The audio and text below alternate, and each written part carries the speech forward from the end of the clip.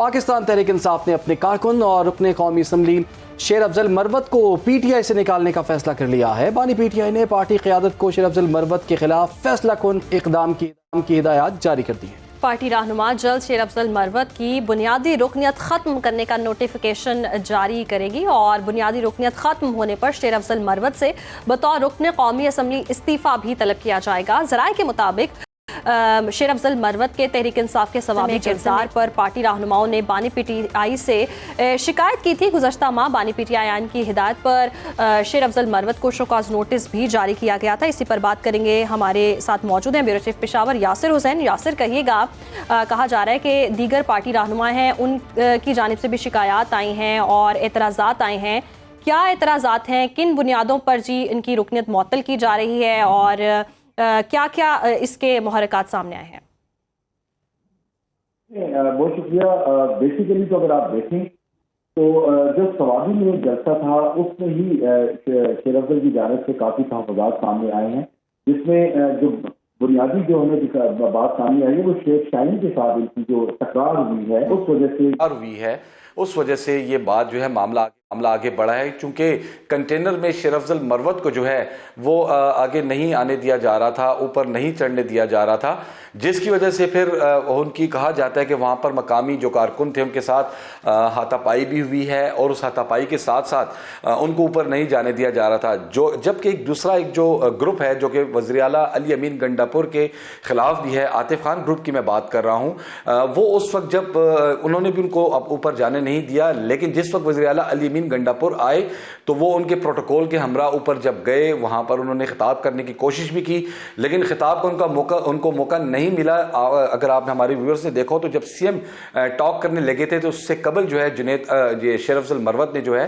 खिताब करने की कोशिश की। ये सारा मामला जो है, इससे कबल भी शेर अफजल मरवत को 2 बार नोटिस जारी किया गया था और उस नोटिस का जवाब भी उन्होंने नहीं दिया था। कहा जाता है कि उसमें असद कैसर की जानिब से जिम्मेदारी उठाई गई थी कि वो आइंदा मीडिया पर कोई ऐसा गैर जिम्मेदाराना बयान नहीं देंगे, लेकिन सवाबी जलसे में कहा जाता है कि कुछ बैकग्राउंड में उन्होंने काफ़ी ऐसी स्टेटमेंट्स दी हैं अपनी मरकज़ी क़यादत के हवाले से भी और साथ साथ सूबाई क़यादत, स्पेशली सूबाई क़यादत के हवाले से। लेकिन अली अमीन गंडापुर के साथ ही वो उस दिन वापस चले गए थे। तहम आज जब बानी तहरीक इंसाफ से मुलाकात का दिन था तो वकला की जानिब से बाकायदा ये बात उनके सामने रखी गई कि शेर अफजल मरवत ने एक बार फिर सवाबी जलसे में इस किस्म का जो है डिसिप्लिन का जो मुजाहरा किया है वो इंतहाई नेगेटिव था, जिसके बाद बानी तहरीक इंसाफ ने कहा जाता है कि उनको पार्टी से निकालने का फैसला किया है। लेकिन इसके बरक्स अगर हम बात करें तो बैरिस्टर गोहर ने इस मामले को जो है बराह रास्त बानी तहरीक इंसाफ के सामने रखने का फैसला किया है। अब से कुछ देर कबल मेरी शेख वकास अकरम से भी बात हुई है तो उन्होंने भी यही कहा है कि जब तक बानी तहरीक इंसाफ से मुलाकात नहीं होगी हम इस फैसले पर यकीन नहीं कर सकते। इसी वजह से कल कहा जाता है मुलाकात का दिन है, तो बैरिस्टर गोहर जो है वो बाकायदा बानी तहरीक इंसाफ से मुलाकात करेंगे और उनको उनके फैसले के हवाले से बाकायदा जो तफसीलात है वो हासिल करेंगे।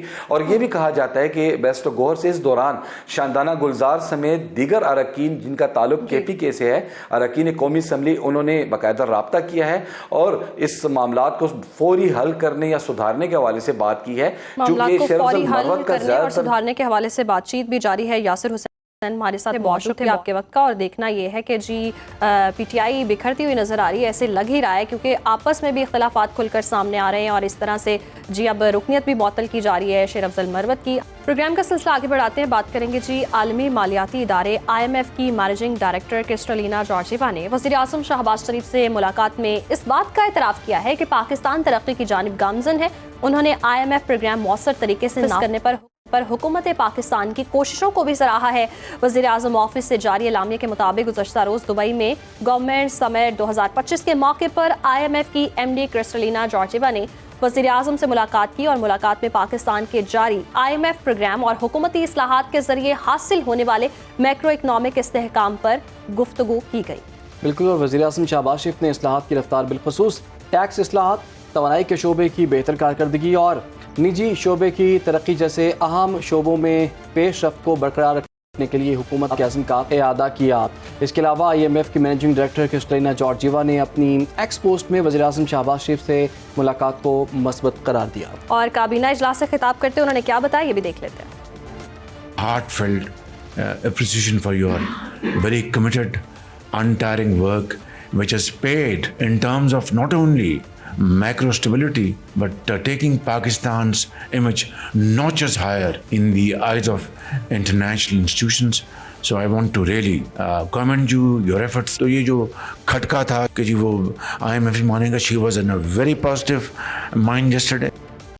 और हुकूमती काविशों की बदौलत मैक्रो इकनॉमिक इस्तेहकाम खुश आइंद है। IMF मुअतरफ है कि हमारी मईशत दुरुस्त समत में गामजन है। हुकूमत का काम पॉलिसी फ्रेमवर्क देना है, कारोबार करना नहीं है। तो वज़ीर ख़जाना मोहम्मद औरंगज़ेब ने क्या कहा, ये भी देख लेते हैं। We got some very positive feedback in terms of the macroeconomic stability which has been achieved over the last 12 months. जहां ये macroeconomic stability आई है, उसी के साथ साथ we have not waited for the मुल्क में इस वक्त जो माशी सूरत हाल है और इसमें जो स्टेबिलिटी आई हुई है उस पर बात करने के लिए हमें ज्वाइन कर लिया है हमारे मईशत डॉक्टर शाहिद हसन साहब ने।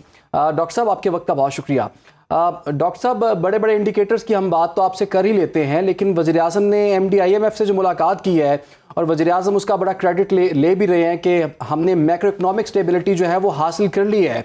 क्या हम वाकई समझें कि ये स्टेबिलिटी हमारे पास आ चुकी हुई है और आने वाले दिनों में इसके क्या असरात देख रहे हैं आप?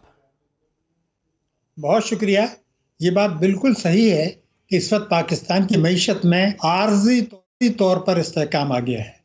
ये हमेशा IMF के प्रोग्राम में इससे पहले 1 दर्जन मरतबा मुख्तलिफ हुकूमतों के दौर में ये इस्तेहकाम आया था। इस किस्म के दावे किए गए थे, वो हमेशा आर्जी होते हैं क्योंकि मईशत की शरह को सुस्त करके हासिल किए जाते हैं, मुल्क की सलामती को ख़तरात में डाल के हासिल किए जाते हैं, आवाम की तकालीफ बढ़ाकर हासिल किए जाते हैं, तरक्याती बजट में कटौती करके किए जाते हैं, NFC अवार्ड के तहत जो रकूम दी जाती है वो खर्च नहीं करते। तो वो उसकी वजह से ये आर्जी इस्तेहकाम आया है। लेकिन ये भी हुकूमत ने तस्लीम अब कर लिया है कि लोगों की क़ुव्वत ख़रीद में इससे कहीं ज़्यादा कमी हुई है जितनी महंगाई में हुई है। मैं बिल्कुल आपको उसकी एक मिसाल दे दूं तो सब वाज़ेह हो जाएगा। देखिए, करोड़ों लोग हैं, करोड़ों जिन्होंने बैंकों में अपने अकाउंट्स रखे हुए, बचत है, प्रॉफिट एंड लॉस शेयरिंग। जून 2024 में उनको मुनाफा मिला था 20.5%। अब जनवरी में उनको मुनाफा मिला है 10.5%, यानी 1 लाख रुपए पर 20,000 रुपये कम मिला एक आदमी को। तो ये जो कई हज़ार अरब के डिपॉजिट हैं वहाँ से आपने ले लिया, आवाम पर बोझ डाला, फिर बिजली के नर्ख बढ़ाए, फिर गैस के नर्ख बढ़ाए, फिर पेट्रोल के नर्ख बढ़ाए। तो ये सारी चीज़ें जो हैं आवाम की क़ुव्वत ख़रीद कम की है आपने और आर्जी तौर पर इस्तेहकाम लिया है, जिससे हुकूमत ने भी ये मानती है कि 1.30 करोड़ आदमी जो पहले गरीब नहीं थे अब गुर्बत की लकीर से नीचे चले गए। ये भी मानते हैं कि इस वक्त बेरोजगारी बढ़ी है। तो ये चीज़ें तो बिल्कुल वाज़ेह हैं कि अवाम और सलामती की कीमत पर ये हासिल किया है और आर्जी तौर पर किया है।